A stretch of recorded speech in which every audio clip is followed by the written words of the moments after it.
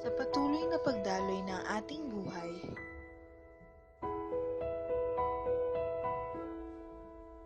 ang agrikultura ay pinagkukuhanan ng supply ng hilaw na materyal na kailangan ng industriya. Ngunit lahat nga ba ng tao ay ginagamit ito ng nasa tamang paraan?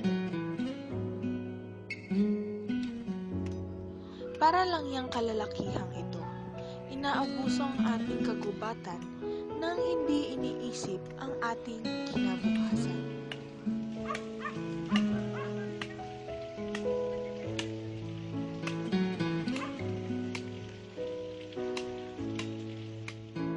Paghahayupan.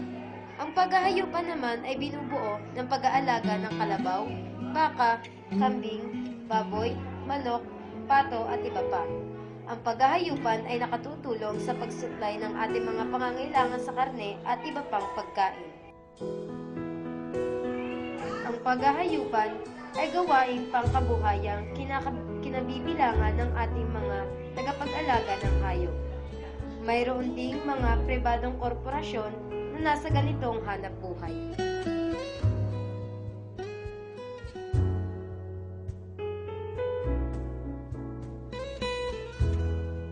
Lambat. Ang lambat ay isa sa mga pangunahing kagamitan sa panguhuli ng isda. Karamihan sa mga lambat ay yari sa pamamagitan ng pagbubuhol-buhol o paghabi ng mga sinulit. Sa ngayon, mga lambat na gawa sa artipisyal na materyales katulad ng nylon ang mas laganap na ginagamit. Ngunit mayroon pa ring mga lambat na yari sa organikong materyales tulad ng lana o wool at seda o silk. Itinuturing ang Pilipinas bilang isa sa mga pinakamalaking tagatustos ng isda sa buong mundo. Ang pangingisda ay ang panghuhuli ng isda sa pamamagitan ng pagbibitag.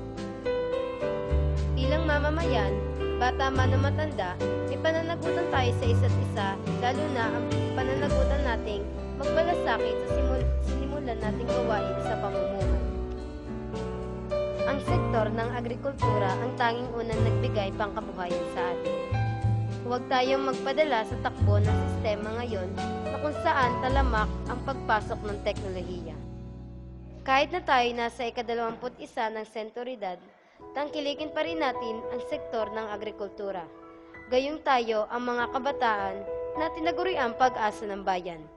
Tanging sa atin, sana magsimula ang paggamit ng wasto sa agrikultura at pagtangkilik sa ating nakagisnan.